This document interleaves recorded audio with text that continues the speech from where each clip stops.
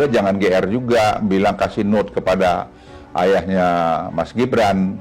Emang hanya Tom Lembong aja. Yang paling banyak kasih note pada presiden itu adalah Menlu, Ibu Retno. Karena setiap bilateral, beliau yang ngasihkan itu. Dan itu bukan terjadi pada Presiden Jokowi saja. Semua kepala negara itu kalau bilateral pasti ada yang di belakang yang ngasih note itu. Apakah karena Anda hebat melakukan itu? Tidak, itu tugas Anda sebagai pembantu presiden, sebagai Menteri Perdagangan waktu itu, sebagai Kepala BKPM. Tapi Anda harus refleksi juga, apa sih yang Anda lakukan sudah Menteri Perdagangan? Coba tanya dirimu. Waktu Anda BKPM, apa yang Anda lakukan? Coba. Anda kan ditugasin untuk OSS. Saya ingat betul itu, bagaimana Anda curhat ke saya. Tapi itu kan sampai Anda meninggalkan kabinet tidak pernah selesai. Sekarang kami yang menyelesaikan itu. Online single submission itu, yang sudah digadang-gadang bakal selesai begini, begono, dan segala macam itu. Ya, Pak Tom, tidak hanya mengenai OSS saja, tapi kemudian pernyataan dari Pak Bahlil juga mengatakan realisasi investasi tahun 2018 yang kemudian tidak mencapai target. Lalu kemudian ada investasi mangkrak dengan nilai 708 triliun. Nah, hal-hal semacam ini dikatakan oleh Bahlil Lahadalia dan Luhut Binsar Panjaitan. Tanggapan Pak Tom? Ya, sekali lagi terima kasih sekali atas kehormatan yang luar biasa. Ya. Saya bisa menyampaikan saya tidak sehebat itu. Ya, saya bukan seorang individu yang dengan sendiri bisa menciptakan 780 triliun proyek mangkrak dalam hanya 3 tahun di BKPM atau 4 tahun di kabinet. Tapi nanti sekali lagi biar publik yang menilai. Ya. Saya sekali lagi mau mengambil kesempatan ini untuk menyampaikan apresiasi saya kepada Pak Luhut. Ya, mungkin bisa ditayangkan ya.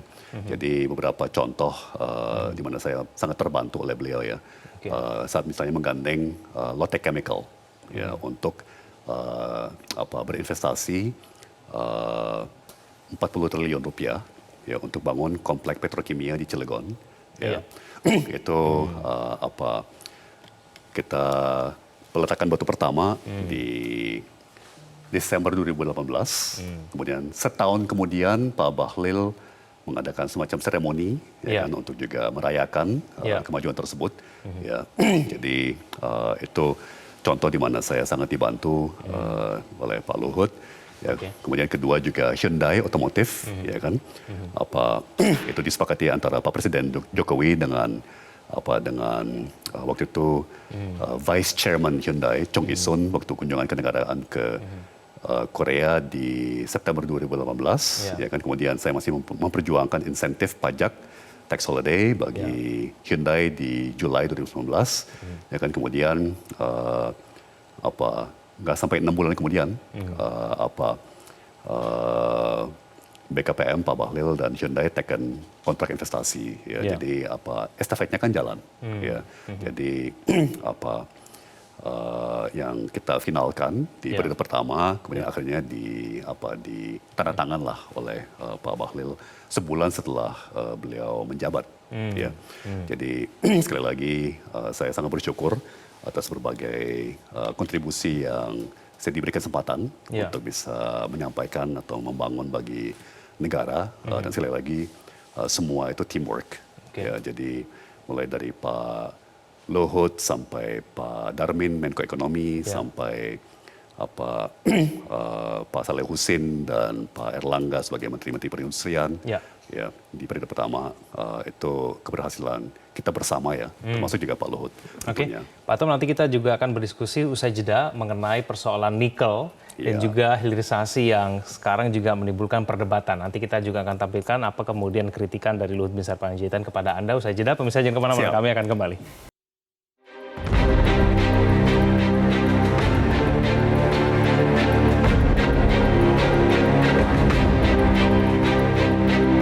Apakah Gus Muhaimin juga anti nikel?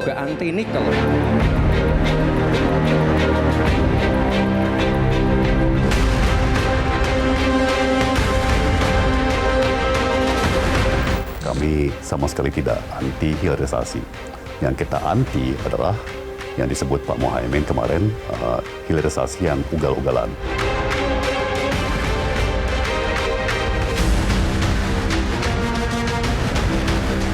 Yang namanya hilirisasi, yang namanya industri tambang, itu kan semua harus memenuhi kaidah. Jadi kalau sudah memenuhi standar, di mananya ugal-ugalan?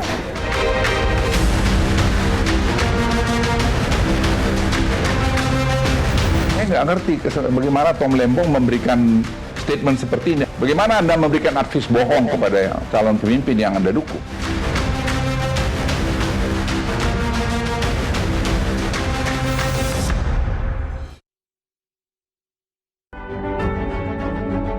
Anda perlu melihat data panjang 10 tahun, karena Anda pebisnis juga. Kan siklus daripada komoditi itu kan bernaik turun. Apakah itu batu bara, atau nikel, atau timah, atau emas, apa saja.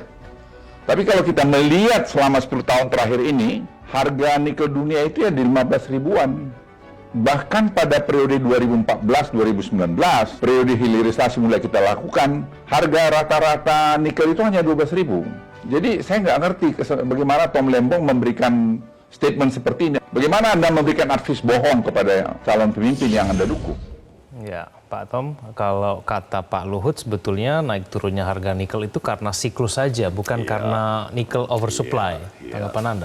Baik, jadi sekali lagi terima kasih sekali pada Pak Luhut atas peluang yang diberikan ya. Jadi saya kira kita langsung saja kepada datanya ya. Kalau bisa dipaparkan slide nomor 3 yang saya bawa ya. Yaitu tren harga persis yang Pak Luhut bilang 10 tahun terakhir ya. Nah, ini ada 2 garis, garis hijau dan garis biru. Garis biru itu adalah harga nikel. Ya, garis hijau adalah harga daripada semua komoditas. Logam, termasuk nikel, tembaga, biji besi, komoditas agrikultur seperti gandum, kedelai, dan lain-lain. Dan juga komoditas energi seperti minyak mentah, gas bumi dan sebagainya ya. Nah, kalau kita lihat dari apa yang disebut Pak Luhut tadi, dari saat kita memulai hilirisasi ya, itu semua harga komoditas cenderung naik. Tahun 2017 ya? Katakan mulai dari 2017-2018 ya. Jadi semua komoditas naik. Ya. Nah, kemudian kita masuk ke 2022, harga komoditas melemah, tapi kemudian secara umum harga komoditas itu stabil. Ya, sementara harga nikel yang garis biru itu terus turun. Ya. Bisa dilihat di garis biru tahun 2022 sampai 2024 begitu ya, trennya turun ya, begitu yang berpisah dari semua komoditas yang lain. Ya, jadi harga gandum, jagung, kedelai, harga minyak mentah, ya kan, crude oil, harga gas bumi semuanya stabil, ya kan, hanya nikel yang turun terus. Ya. Kemudian slide berikutnya, ya apakah itu karena misalnya faktor lain? Jadi itu bukan sekedar siklus saja ya, Pak Tom ya? Bukan? Jelas bukan ya. Kalau kita lihat slide berikutnya, ya ini data, sekali lagi periode yang Pak Luhut sampaikan tadi, ya, mencakup periode yang tadi disebut Pak Luhut, data konsumsi produksi nikel sedunia, ya. Jadi produksi nikel dunia itu yang putih, konsumsi nikel dunia itu yang merah, dan produksi nikel Indonesia itu yang kuning. Ya, jadi kelihatan sekali dalam 5 tahun terakhir terutama ya, dengan hilirisasi, produksi nikel Indonesia itu melonjak luar biasa. Ya, dan ini yang konsisten kami istilahkan, Indonesia itu membanjiri dunia dengan nikel. Ya. Nah, terakhir saya kira kalau bisa kita ke slide berikutnya ya, itu saya mengapresiasi Pak Presiden ya, dan juga Pak Luhut sendiri, yang dimana Pak Presiden memberikan pernyataan serupa di Maret 2023. Ya, di mana beliau mengatakan wah ini kelihatannya pembangunan smelter udah kebanyakan ya, dan perlu direm ya. Jadi ini kira-kira setahun yang lalu ya Pak Presiden mengatakan itu, dan juga diamplifikasi oleh Pak Luhut bahwa kita harus jaga ya, jangan sampai kena oversupply ya, jangan sampai kita membanjiri dunia dengan nikel ya. Jadi beda sekali dengan tren komoditas secara umum ya, yang mungkin semuanya sama-sama dipengaruhi misalnya oleh kenaikan bunga dolar ya, oleh Bank Sentral Amerika, the Fed. Ya, tapi nikel punya tren tersendiri ya, yang saya kira banyakkan analis di seluruh dunia menyetujui bahwa itu akibat kenaikan produksi nikel di Indonesia yang dahsyat ya. Pak Tom, keadaan nikel di global itu seperti apa sih sebetulnya? Karena ini juga disampaikan oleh Bahlil, mengatakan bahwa apakah betul nikel itu akan ditinggalkan? Menurut Pak Bahlil itu adalah berita bohong yang Anda sebarkan, karena sebetulnya nikel itu tidak ditinggalkan. begitu, bagaimana? Seperti biasa, kebenaran ada di tengah, ya kan? Tentunya nikel tidak akan ditinggalkan. Ya, misalnya untuk baterai yang harus padat, ya, seperti baterai HP atau baterai elektronik, ya, seperti tablet, ya, itu densitas energi yang bisa disimpan memang tinggi untuk baterai nikel, ya. Tapi misalnya mobil itu punya ruang lebih, ya, tidak harus kecil padat seperti HP atau tablet atau bahkan laptop. Jadi ada lebih banyak ruang, dan tren yang saya lihat semakin banyak mobil akan bergeser ke baterai LFP, ya.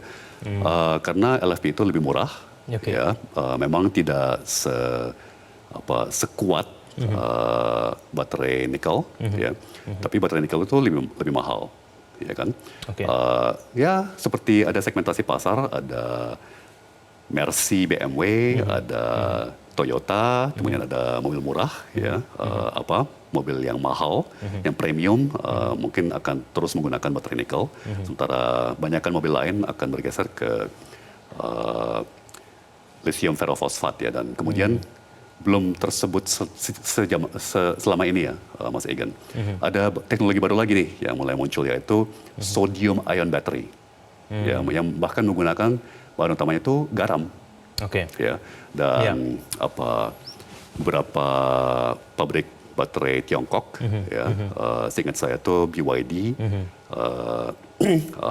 mungkin juga CATL, mulai bikin baterai combo, ya, yang menggabungkan baterai sodium ion dengan baterai nikel. Ya, jadi nikel pasti selalu ada perannya, itu betul, ya. Tapi akan banyak sekali persaingan dari teknologi lain seperti lithium ferrofosfat dan sekarang sodium ion, ya, juga ada baterai yang namanya solid state battery, tetap pakai lithium, nikel dan kobalt, tapi jauh lebih sedikit, ya, karena tidak pakai electrolyte yang liquid, ya, tapi yang solid, ya. Jadi menggunakan lithium lebih sedikit, menggunakan nikel lebih sedikit, menggunakan tembaga lebih sedikit, ya, semuanya lebih irit karena ada teknologi baru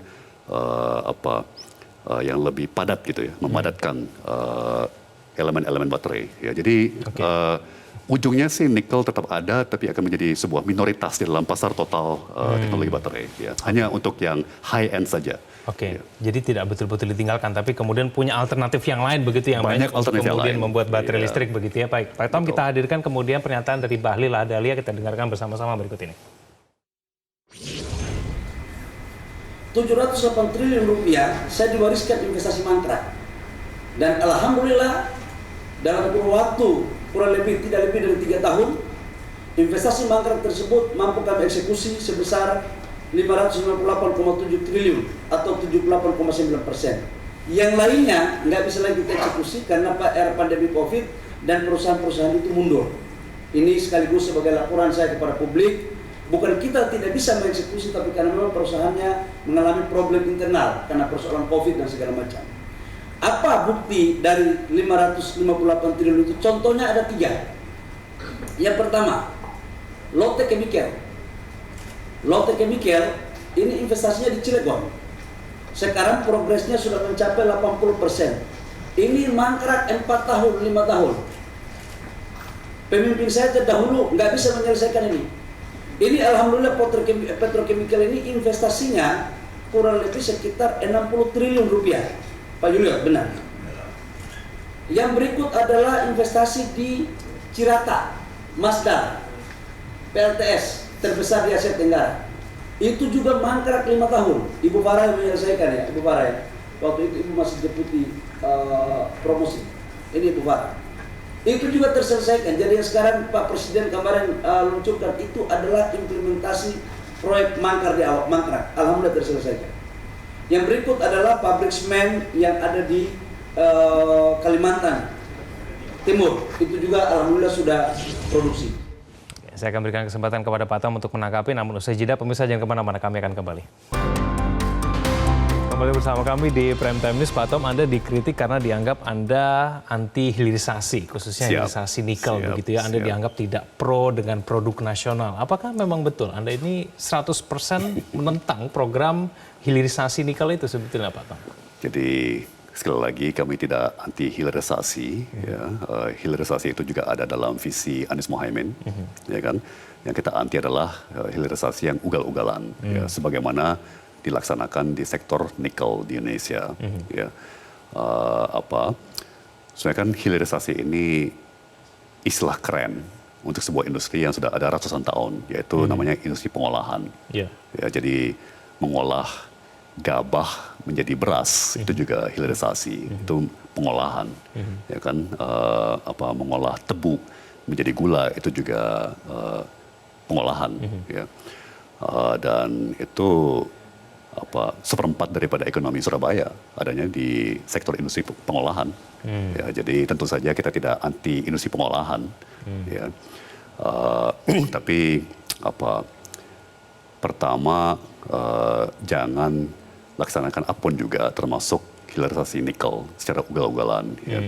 Jadi mungkin kita bisa tayangkan ya saya mensyukuri bahwa mungkin kita ke slide 2 saja ya. Tapi saya mau mensyukuri bahwa Pak Luhut dalam pernyataannya video 8 menit sekalipun tidak menyangkal masalah pencemaran lingkungan ya, yang diakibatkan oleh industri nikel kita, baik tambang nikel maupun pengolahan nikel. Ya.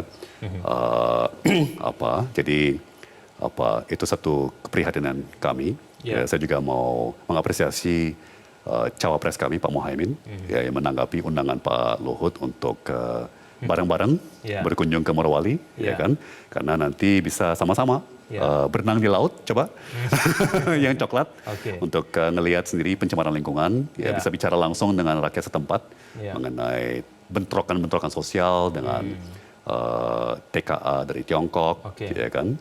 Tapi hilirisasi itu apakah memang betul-betul memberikan manfaat kepada warga sekitar, Pak Tom? Ini kan Pak Luhut juga menyampaikan bahwa dia membantah begitu ya tanggapan dari pernyataan Caimin yang mengatakan bahwa penyerapan tenaga kerja asing lebih tinggi di sana dibandingkan tenaga lokalnya. Lalu Pak Luhut mengatakan bahwa sebetulnya maksimal hanya 15%. Nah, apakah memang hilirisasi ini memberikan manfaat maksimal untuk warga sekitar di sana? Jadi sekali lagi saya harus berterima kasih kepada Pak Luhut ya, karena beliau memaparkan beberapa angka ya, yang hemat saya sangat membantu argumen saya ya, bahwa sebetulnya hilirisasi ini tidak begitu berdampak luas pada ekonomi ya. Jadi misalnya Pak Luhut itu mengangkat mengenai hilirisasi ini efektif dalam menekan kemiskinan. Ya, dan beliau paparkan angka kemiskinan di Sulawesi Tenggara turun dari 14% menjadi 12%. Ya, ini kita juga tampilkan grafiknya nih. Persis yang ini. Jadi tapi kemiskinan di Sulawesi Tenggara tetap jauh di atas rata-rata tingkat kemiskinan nasional. Ya, di mana meskipun turun dari 14 menjadi 12, ya kan, nasional turun dari 11 menjadi 9. Ya kan? Jadi apa yang istimewa mengenai dampak pada kemiskinan daripada industri nikel di Sulawesi Tengah. Yang kedua, penurunan kemiskinan itu hanya dari 14 menjadi 12, sementara pertumbuhan ekonomi di Sulawesi Tengah ya itu sampai 30% per tahun. Ya kan, mungkin rata-ratanya antara 15 sampai 20%. Ya. Pertumbuhan ekonomi itu berarti 3 kali sampai 6 kali lebih tinggi daripada rata-rata pertumbuhan nasional. Tapi hanya berhasil menurunkan kemiskinan dari 14 menjadi 12%. Ya kan? Ekspektasi saya kalau memang pembangunan industri di provinsi tersebut begitu berdampak besar yang positif, harusnya kemiskinan itu udah nggak ada, udah nol. Ya, karena sekali lagi cuan yang begitu besar, ya 500 triliun, ya kan, kok masih ada kemiskinan di Sulawesi Tenggara. Ya, jadi itu sebuah mitos yang juga mungkin perlu kita evaluasi kembali. Ya, malah masyarakat setempat kena getahnya kan, kena pencemaran lingkungan, kena bentrokan dengan TKA dari Tiongkok, kena kecelakaan kebakaran dan ledakan yang memakan banyak nyawa dan yang kami sesalkan sejauh yang kami tahu sampai sekarang belum ada yang dipenjara, belum ada yang bahkan didenda ya atas pelanggaran standar keamanan bagi pekerja di pabrik smelter ya di sana. Jadi ya ini bagi kami bagian dari situasi saat ini ya, misalnya juga tragedi Stadion Kanjuruhan di Malang. Sampai sekarang tidak ada yang dipenjara atau dituntut, akuntabilitasnya jangankan dipenjara, didenda aja nggak ada yang didenda, ya kan? Jadi ini kenapa pentingnya perubahan ya, sehingga kita bisa mengembalikan yang namanya akuntabilitas. Ya. Kalau ada kecelakaan harus ada yang bertanggung jawab. Ya, kalau ada konsekuensi negatif harus ada yang bertanggung jawab. Apakah melalui denda, apakah melalui tindakan hukum ya. Ya, mengenai tenaga kerja asing itu bagaimana Pak Tom? Apakah memang betul bahwa jumlahnya semakin menurun, maksimal hanya 15%, bahkan mengajak Caimin untuk jalan-jalan ke Morowali gitu? Silakan Pak Tom. Yang kami tuntut sekedar transparansi. Ya. Ini kelihatannya dari dulu kayaknya nggak pede banget, takut sekali untuk membuka secara transparan.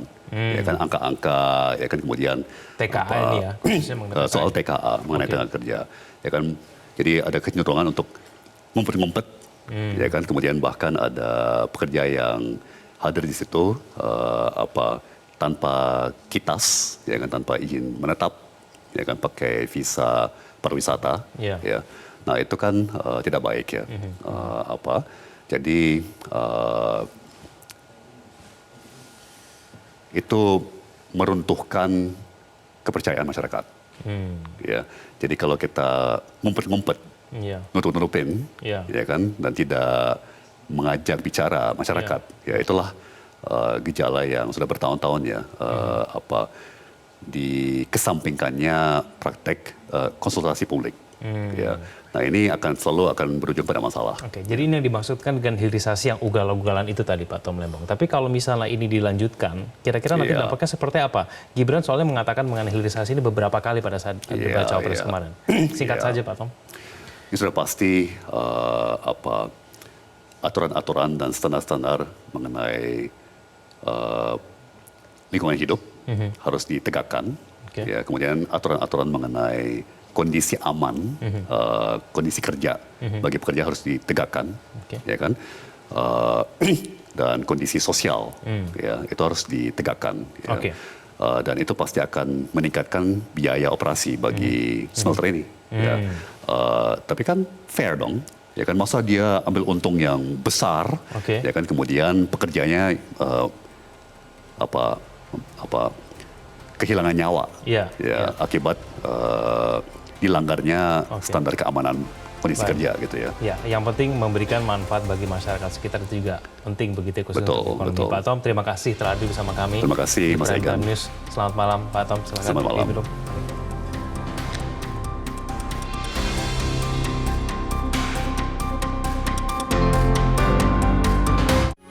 Metro TV